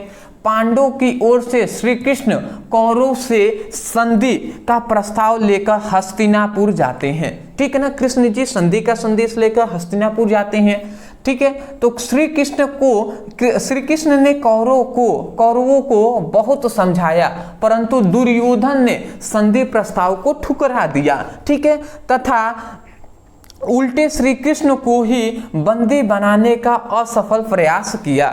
मतलब श्री कृष्ण जी को सबसे पहले तो बंदी भी बनाने का दुर्योधन ने प्रयास किया था। ठीक है, कि कृष्ण जी को हम यहीं पर बंदी बना लेते हैं, बात ही खत्म, तब तो हम युद्ध में ऐसे ही जीत जाएंगे, इसीलिए, परंतु वो असफल रहा उसमें। फिर से यहाँ पे लिखा गया है कि दुर्योधन के न मानने पर श्री कृष्ण, मतलब दुर्योधन जब उनका प्रस्ताव को नहीं माना तो दुर्योधन के न मानने पर श्री कृष्ण ने कर्ण को समझाया, जो कर्ण है उनको समझाया। ठीक है, कि अब तो अब तो युद्ध निश्चित है, मतलब जो युद्ध है ना वो अब तो निश्चित है, परंतु उसे टालने का एकमात्र यही उपाय है कि तुम दुर्योधन का साथ छोड़ दो, क्योंकि तुम कुंती पुत्र हो, मतलब तुम कुंती पुत्र हो। ठीक है, मतलब पांडवों के ही भाई हो, तो अब तुम इस भारी विनाश को रोक सकते हो। ठीक है ना, इस पर कर्ण आहत होकर, मतलब दुख में आहत होकर व्यंग पूर्वक पूछता है। ठीक है ना, कृष्ण जी से पूछता है क्या कि आप आज मुझे कुंती पुत्र बताते हैं, उस दिन क्यों नहीं कहा था कि जब मैं जाति गोत्रहीन सूत पुत्र बना भारी सभा में अपमानित हुआ था, मुझे स्नेह और सम्मान क्या दिया? दुर्योधन ने ही दिया था। मेरा तो रोम रोम दुर्योधन का ऋणी है। मतलब सिंपल सी बात है, यहाँ तक मैं आपको समझा दूं कि 12 वर्ष का वनवास, 1 वर्ष का अज्ञातवास, 13 वर्ष का जब इन्होंने पूरी तरीके से वनवास को कंप्लीट करके जब पांडव घर पे आए अपने इंद्रप्रस्थ, तो इंद्रप्रस्थ से क्या संदेश भेजा गया, ठीक है ना, शांति का, कि मेरा जो राज्य है उसको लौटा दो और हम लोग शांति से चुपचाप युद्ध नहीं करेंगे। पांडवों द्वारा भेजा गया हस्तिनापुर में दुर्योधन था, तो दुर्योधन ने कृष्ण जी का संदेश को, ये जो प्रस्ताव था उसको पूरी तरीके से ठुकरा दिया और उनको बंदी बनाने का भी प्रयास किया, जिसमें वो असफल रहा।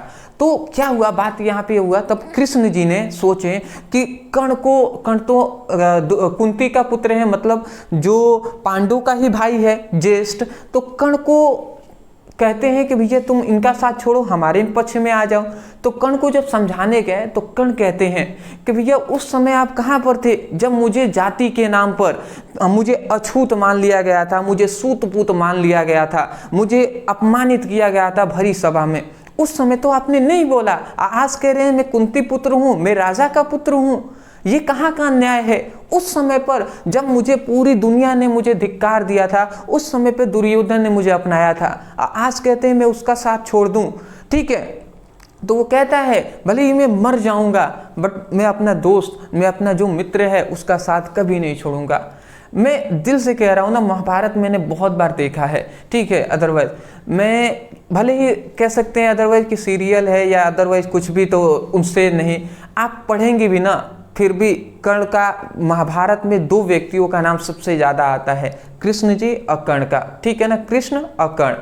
अगर मैं ये कह सकता हूँ ना कि 2 व्यक्तियों में अगर कोई पूछ दे कि महाभारत में आप किसके फैन हैं, तो सबसे पहले 2 ही नाम आएगा। अगर पहला नाम तो कृष्ण जी का कोई भी व्यक्ति लेता है, कृष्ण जी के बाद यदि दूसरा कोई नाम आता है तो वो कर्ण का ही आएगा, और आना भी चाहिए, क्योंकि मुझे लगता है ना, मैं तो सबसे पहला कृष्ण जी से भी ज़्यादा मैं कहता हूँ कर्ण। क्यों? क्योंकि कर्ण एक ऐसा व्यक्ति है ना जिसको विभिन्न परिस्थितियों में भी ना उन्होंने बहुत संघर्ष किया। लोग कहते हैं भैया कृष्ण जी को भी तो बहुत ज़्यादा संघर्ष किए हैं, भैया कृष्ण जी तो भगवान है ना, ये भी तो बात है, कृष्ण जी को तो भगवान है, ठीक है, कृष्ण जी तो हर चीज में वो माया भी जानते हैं, हर चीज, तो उनको तो भगवान है, और कर्ण तो एक मनुष्य है ना, तो उनकी तुलना हम दोनों को कैसे कर सकते हैं? तो इसीलिए मुझे लगता है कि कर्ण बहुत ही महान है जी। और उन्होंने सबसे इम्पोर्टेंट ना, भले ही मेरा दोस्त कैसा भी है, मैं साथ नहीं छोड़ूंगा, मर जाऊंगा नहीं छोड़ूंगा, ये बात सबसे अच्छी लगी मुझे। अगला कह रहा है फिर भी आप मेरे जन्म का रहस्य युधिष्ठिर को मत बताइएगा। मतलब कृष्ण जो कर्ण है वो कहते हैं कृष्ण जी से कि मेरा ये सत्य जो युधिष्ठिर है उससे मत बताइएगा, क्योंकि मेरे जन्म का रहस्य जानने पर ज्येष्ठ पुत्र होने के कारण अपनी राज्य मुझे दे देगा और मैं उस राज्य को दुर्योधन को दे डालूंगा। ठीक है, इतना कहकर श्री कृष्ण को प्रणाम कर कर्ण चला जाता है। इस सर्ग के कथा से जहां हमें कृष्ण के महान कूटनीतिज्ञ और अलौकिक शक्ति संपन्न होने का विशिष्ट दृष्टि गोचर होती है, वहीं कर्ण के अंदर हमें सच्चे मित्र और मित्र के प्रति कृतज्ञ होने का गुण दिखाई पड़ता है। मतलब सबसे मोस्टली यह कर्ण है। ठीक है ना, आप भी जब भी आप देखिएगा थोड़ा सा कर्ण के बारे में आप जानने का प्रयास कीजिएगा। वो कठिन परिश्रमी, मतलब कर्ण में हर एक गुण है दोस्त, हर एक गुण है। ठीक है ना, चलिए स्क्रीनशॉट ले लीजिए। टाइम नहीं तो मैं तो कर्ण पे बहुत ज़्यादा बातें कर सकता हूँ। चलिए जी स्क्रीनशॉट ले लें, आगे बढ़ेंगे। 5 नंबर का ये है। चलिए नेक्स्ट हम आगे बढ़ते हैं।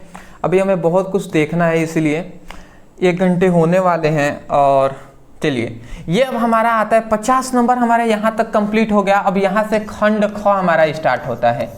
ठीक है ना, खंड ख 50 नंबर। अभी तक खंड क से हमने 50 नंबर कंप्लीट कर लिया है। ठीक है ना, 15 जो मार्क्स है वो हमने कंप्लीट कर लिया है। अब ये जो आता है ये हमारे 7 मार्क्स में पूछा जाता है। दिए गए संस्कृत गद्यांशों को में से किसी एक का संदर्भ सहित अनुवाद कीजिए। तो यहाँ पे हमारा सबसे पहला है संस्कृत साहित्य आदि कवि वाल्मीकि महर्षि व्यास कवि कुलगुरु कालिदास अन्यश्च भास भारवीय भवभूतस्य महाकाव्य स्वकिन्य ग्रंथ रत्ने यदा अदापि पाठ्यकाना हृदय विराजयन्ते इम भाषा अस्माभि मात्र सम्माननीय वंदनीयश्च यतो भारत मातु स्वतंत्रतया गौरवम अखंडत्व संस्कृत के मच्व संस्कृत नेव सुरक्षितु शक्यन्ते इम संस्कृत भाषा शुरुआशु भाषा प्राचीनतमा श्रेष्ठा चाष्टि। देखिए ये है जी एक पैराग्राफ। देखिए मैं बहुत बड़ा एक प्रवक्ता तो हूँ नहीं, थोड़ा सा मुझे पढ़ने में अगर कोई मिस्टेक भी हो जाए तो थोड़ा सा मैं माफ़ी चाहता हूँ। ठीक है ना, क्योंकि भैया मैं उतना बड़ा प्रवक्ता नहीं हूँ कि हर चीज़ें मुझे अच्छे से मैं पढ़ पाऊँगा। ठीक है, संस्कृत है थोड़ा सा हार्ड तो होता ही है। चलिए जी यहाँ पे देखिए सबसे पहले संदर्भ लिखना है। तो ये देखिए संदर्भ हमने लिख दिया है कि प्रस्तुत गद्यांश हमारे पाठ्य पुस्तक संस्कृत भाग में संकट जो यहाँ पे संकलित लिखना है। सही है, संस्कृत भाग्य से यहाँ से आप लिख लेंगे संस्कृत भाषा महत्वम नामक पाठ्य से लिया गया है। ठीक है ना, प्रस्तुत गद्यांश हमारे पाठ्य पुस्तक संस्कृत भाग से संस्कृत भाषा महत्वम नामक पाठ्य से लिया गया है। ये पाठ्य का नाम है। ठीक है ना, अब देखिए इसका मैं थोड़ा सा आपको बता दे रहा हूँ कि अनुवाद ही इसका मेन है। 7 नंबर में पूछा जाता है कैसे अनुवाद करेंगे जी।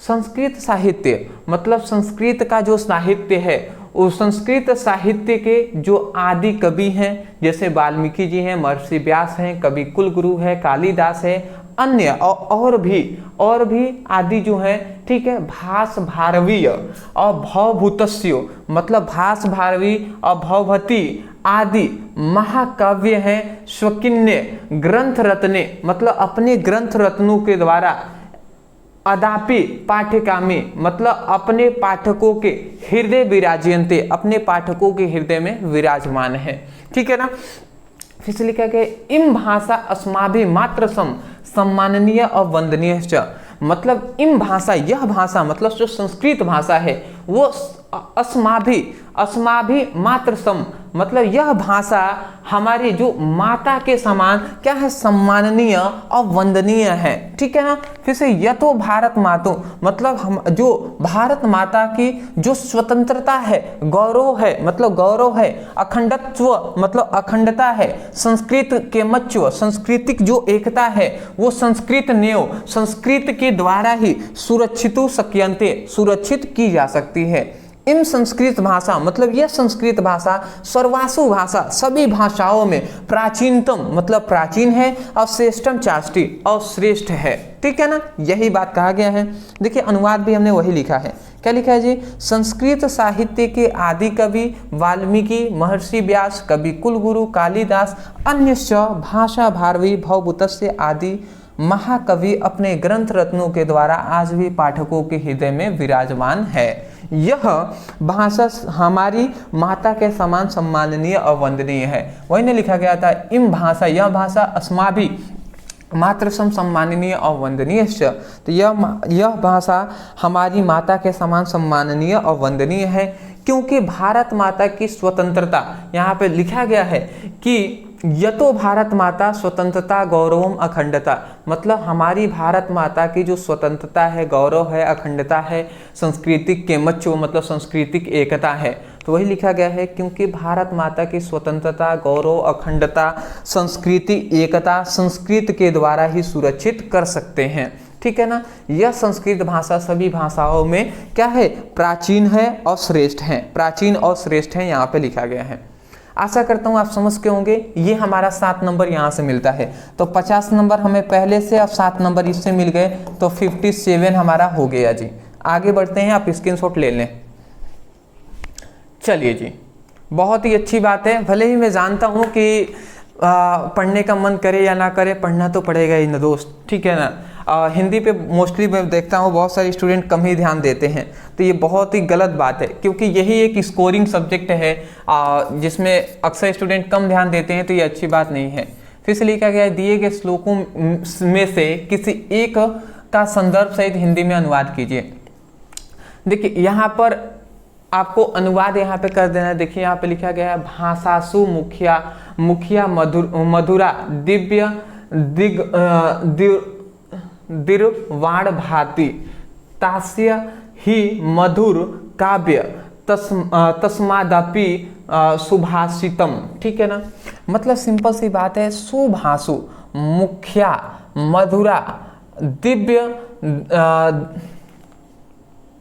गिवाण भारती, मतलब इसका सिंपल सा मतलब यहाँ पे देखिए हमने लिखा है कि भाषाओं में संस्कृत सबसे प्रधान, मधुर और अलौकिक भाषा है। मतलब यहाँ पे भाषासु मुख्य मधुरम, मधुरा दिव्य, और दिव्य मतलब क्या है, अलौकिक, उसी को कहते हैं।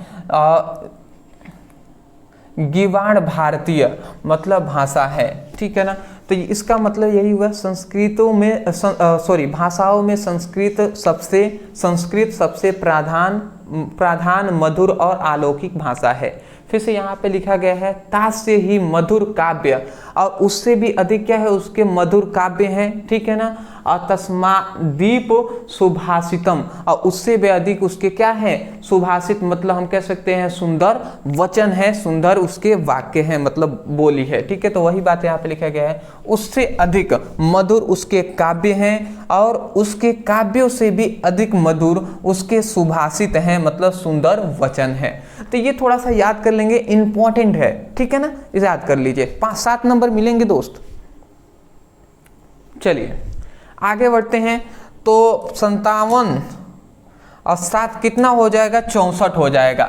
मतलब 64 नंबर हमको यहाँ से मिल गए, और इसको यदि हम तैयार कर लेते हैं ये सभी, तो 64 और 6 नंबर का ये, तो मतलब 70 नंबर हमारा कंप्लीट हो जाएगा।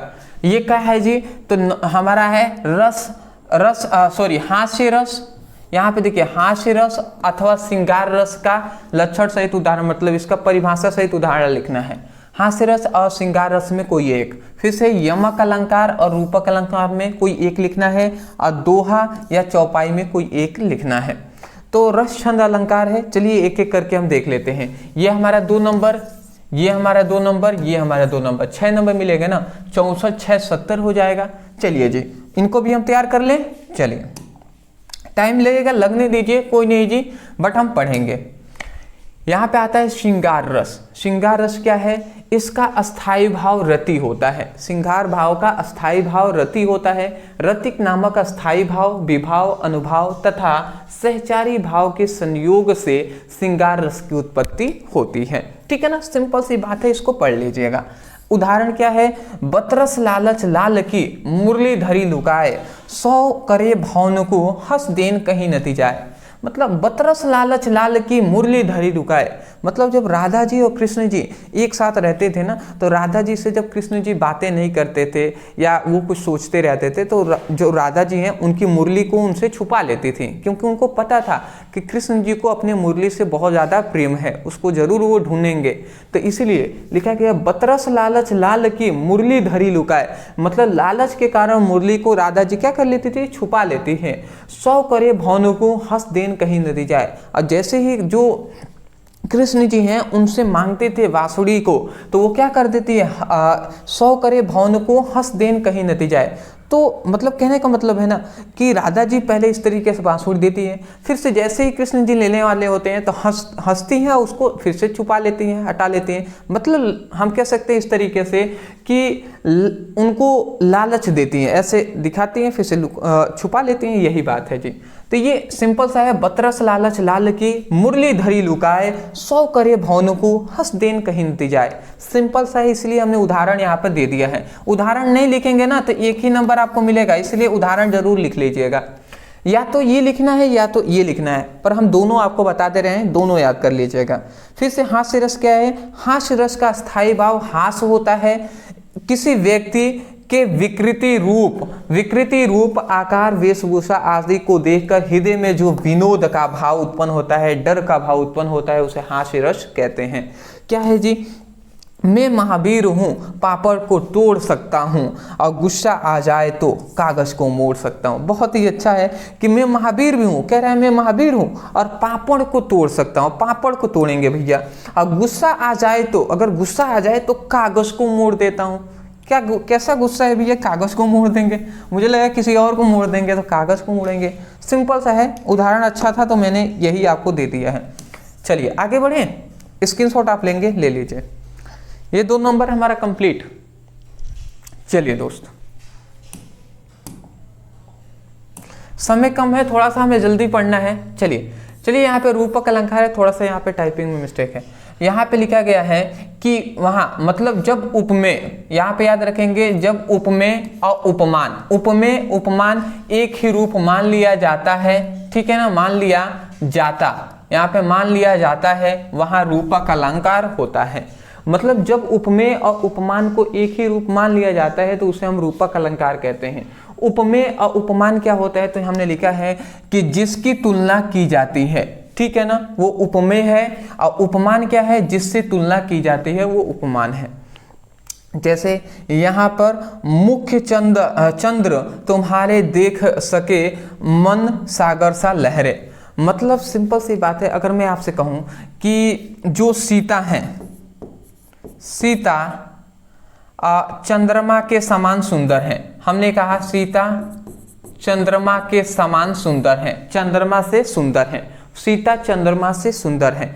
तो किसकी हम तुलना कर रहे हैं? सीता की तुलना कर रहे हैं। अब किससे कर रहे हैं? तो चंद्रमा से कर रहे हैं। तो सीता की तुलना हम कर रहे हैं ना, तो जिसकी तुलना की जाती है, मतलब सीता क्या हो जाएगी? उपमेय हो जाएगी। और उपमान क्या हो जाएगा? जिससे तुलना की जाए। सीता की तुलना किससे? चंद्रमा से की जा रही है, तो उपमा क्या हो जाएगा? चंद्रमा हो जाएगा। तो जब उपमेय और उपमान को एक ही रूप मान लिया जाता है, ठीक है, तुलना नहीं, एक ही रूप मान लिया जाता है, उसे रूपक अलंकार कहते हैं।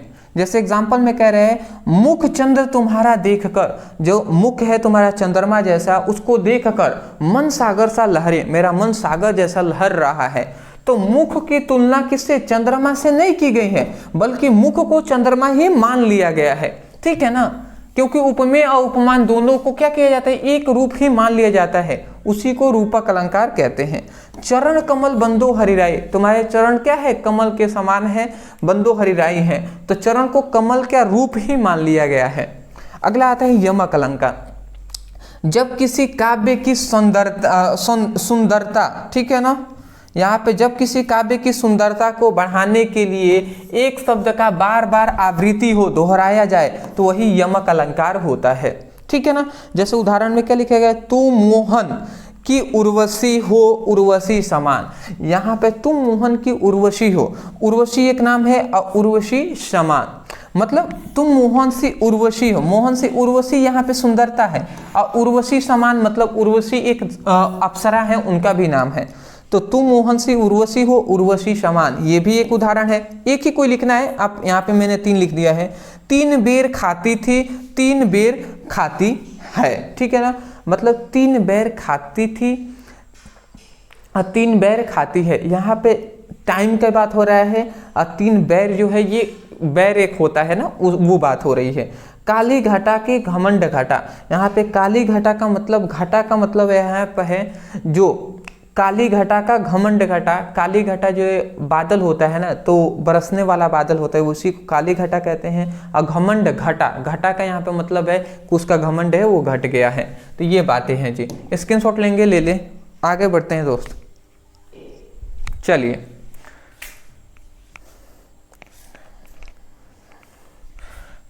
नेक्स्ट हमारा यहाँ पे क्वेश्चन जो आता है, दोहा। दोहा एक अर्ध सममात्रिक छंद है जिसमें 4 चरण होते हैं। ठीक है ना।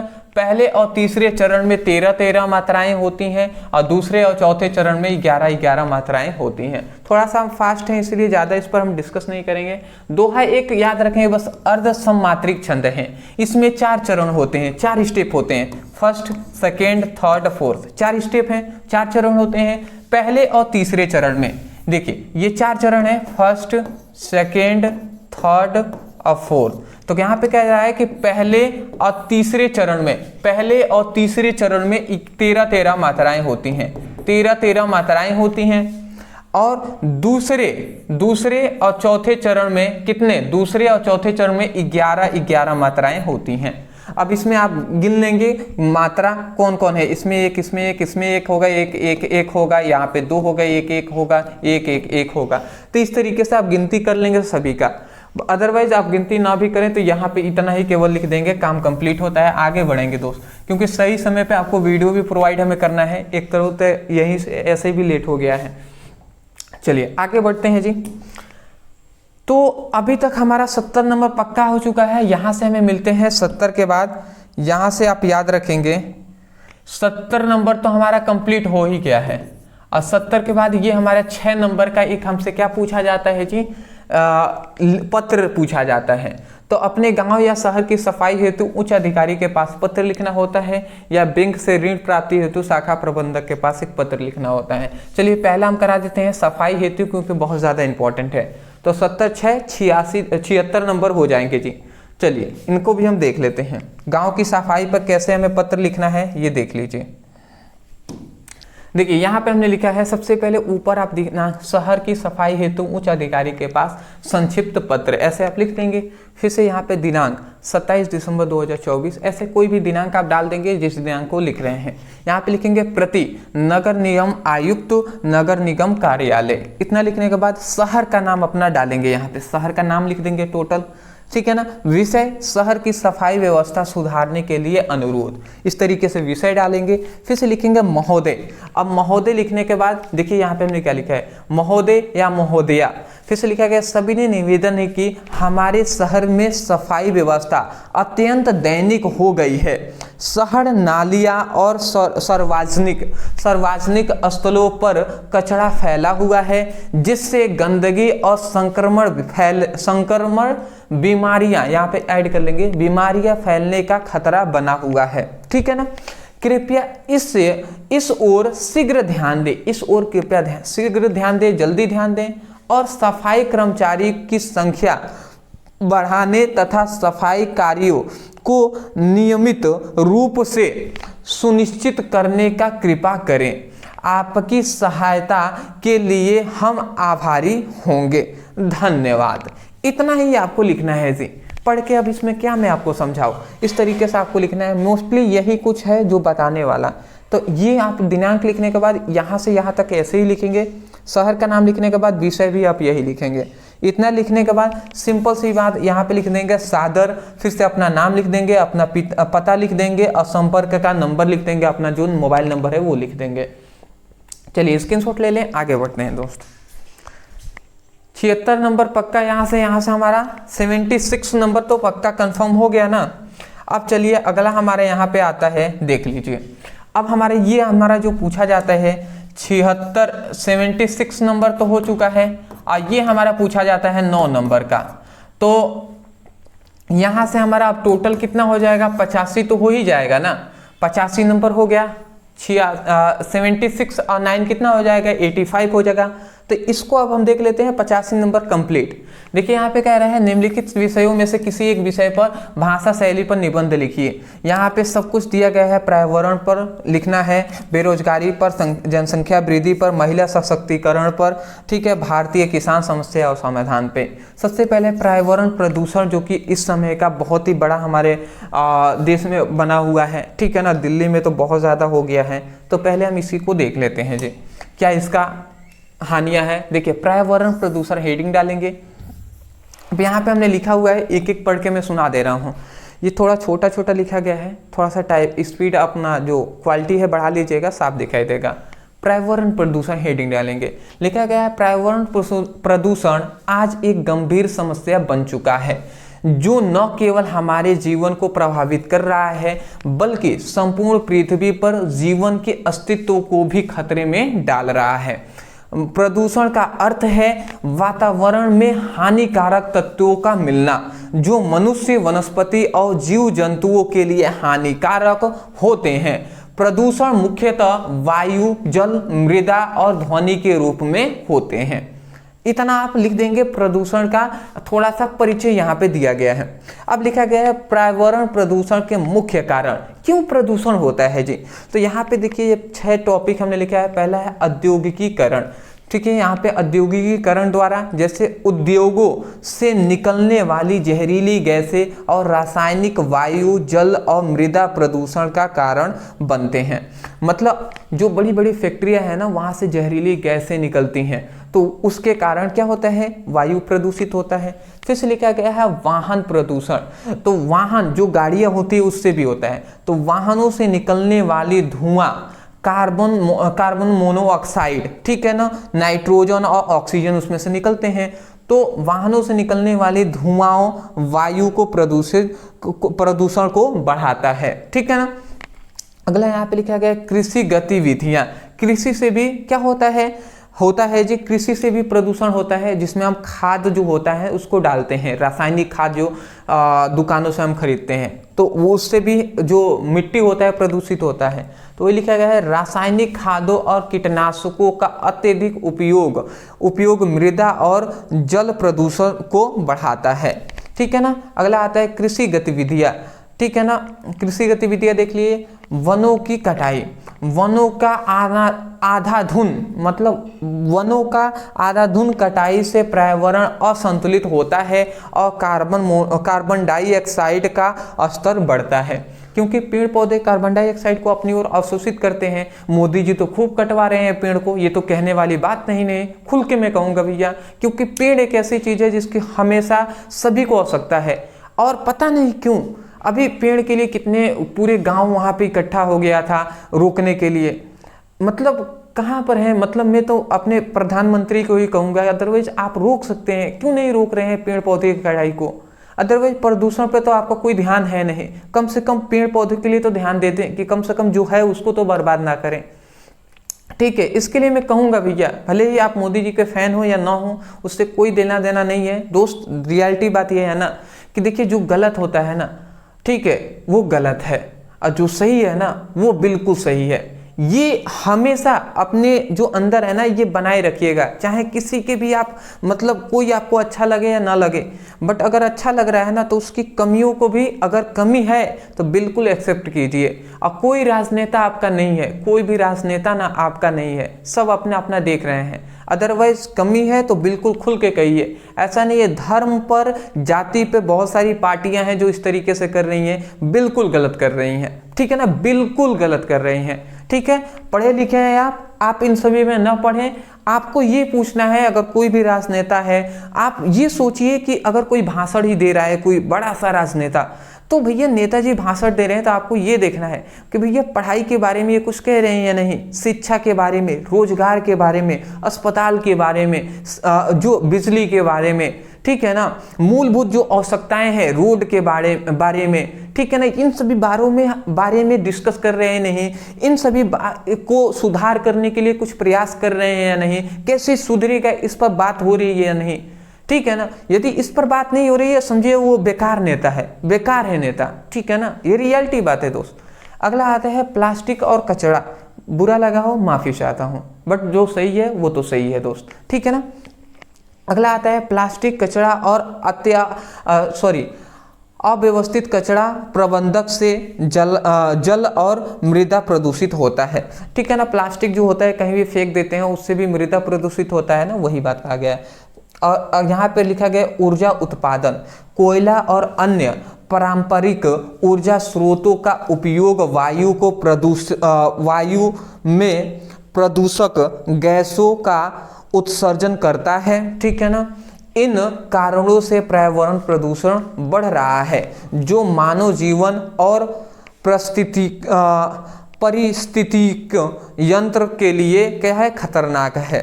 तो ये कुछ थोड़ा सा हमने एक्सप्लेन किया हुआ है पर्यावरण प्रदूषण पे। सबसे पहले परिचय जाना, मुख्य कारण जान लिया। अब इसका निवारण क्या है, कैसे हम इसको ठीक कर सकते हैं, इसका निवारण क्या है, कैसे सुधार सकते हैं पर्यावरण प्रदूषण को, वो भी हम देख लेते हैं।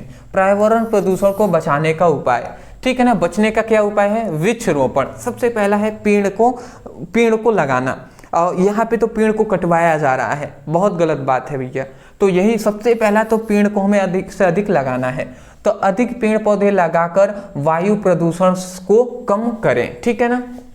अगला आता है स्वच्छ ऊर्जा का उपयोग। स्वच्छ ऊर्जा का उपयोग तो सौर्य और पवन ऊर्जा का इस्तेमाल बढ़ाएं, ठीक है ना। सौर्य जो ऊर्जा जो सूर्य से मिल रही है उसका हम बढ़ाएं और पवन ऊर्जा का इस्तेमाल करें। अगला आता है पुनर्चक्रण। कचरे का पुनर्चक्रण करें और प्लास्टिक का उपयोग कम करें। मतलब सिंपल सी बात है, प्लास्टिक से इस्तेमाल हम कर रहे हैं तो उससे हम कुछ और बना लें, ठीक है ना। उसको फेंके नहीं, ज़मीन में ना डालें, बल्कि बहुत सारी कचरा एक जगह इकट्ठा होता है तो उसका इस्तेमाल करके कुछ और चीज़ें हम बना लें। तो वही कहा जा रहा है कि कचरे का पुनर्चक्रण कर लें, ठीक है ना, पुनर्वीकरण कर लें, ठीक है ना, और प्लास्टिक का कम उपयोग करें। वाहन प्रदूषण नियंत्रण। वाहन प्रदूषण नियंत्रण करने के लिए इलेक्ट्रिक वाहनों का उपयोग बढ़ाएं, ठीक है ना। जल संरक्षण, तो जल स्रोतों को प्रदूषण से बचाएं और पानी का सही उपयोग करें, ठीक है ना। अगला आता है प्रदूषण नियंत्रण उपकरण क्या है, उद्योगों में प्रदूषण नियंत्रण यंत्रों का उपयोग करें जिससे प्रदूषण कम हो। और जन जागरूकता, लोगों को प्रदूषण के खतरों के बारे में जागरूक करें। तो ये है जी। चलिए आज का ये वीडियो हम यहीं पर समाप्त करते हैं। ये हमारी जो वीडियो थी ना, ये मोस्टली मैं कह सकता हूँ कि हिंदी का एक बहुत ही स्पेशल वीडियो था, जिसमें हमने आज जो 85 नंबर 85 नंबर कंप्लीट किया है। अदरवाइज बहुत सारी ये थोड़ी सी लंबी वीडियो हो गई, बट मुझे पूरा विश्वास है कि ये वीडियो आपके लिए बहुत ही हेल्पफुल रहा होगा। यदि वीडियो अगर आपको पसंद आया, आपको लग रहा है कि आपके लिए कुछ मेहनत किया गया है, तब मैं कहूँगा चैनल पर नए हैं तो चैनल को सब्सक्राइब जरूर कीजिएगा, क्योंकि आपकी सपोर्ट की हमें बहुत ज़्यादा आवश्यकता है। सपोर्ट कर लीजिएगा। डिस्क्रिप्शन बॉक्स में हिंदी का लिंक है, वहाँ से अपनी स्टडी भी कर सकते हैं। टेलीग्राम और इंस्टाग्राम में ज्वाइन हो जाइएगा। व्हाट्सएप ग्रुप का भी लिंक है, वहाँ पर ज्वाइन हो जाएंगे। PDF वहाँ पर मिल जाएंगे। इंस्टा पे फॉलो कर लीजिएगा, वहाँ पे आप डायरेक्ट हमसे बातें कर सकते हैं। तो कल मिलते हैं एक नए टॉपिक के साथ। यदि आप कहते हैं तो इसी तरीके से एक वीडियो पर इंग्लिश की पूरी कंप्लीट तैयारी करेंगे। यदि आपको इंग्लिश पे चाहिए तो आप ओनली लिख दीजिएगा इंग्लिश कंप्लीट तैयारी, ठीक है ना, इंग्लिश कंप्लीट स्टडी, ठीक है ना, वीडियो। इतना आपको लिखकर सर्च कर मतलब कमेंट हमें करना है, इंग्लिश कंप्लीट स्टडी वीडियो लाइए। इतना लिखकर आप हमें कमेंट कीजिएगा। अदर मैं कह रहा हूं कि अगर 20 स्टूडेंट, ओनली 21 या 25 स्टूडेंटों ने भी कमेंट कर दिया इंग्लिश पर, मैं बिल्कुल इसी तरीके से एक पर्सनली वीडियो लाऊंगा इंग्लिश पर, जिस पर कंप्लीटली इंग्लिश की तैयारी हम करने वाले हैं, ठीक है ना। तो कमेंट जरूर कीजिएगा। कल मिलते हैं एक बेहतरीन टॉपिक के साथ एक नए वीडियो में। Thank you so much for watching this video. Thank you.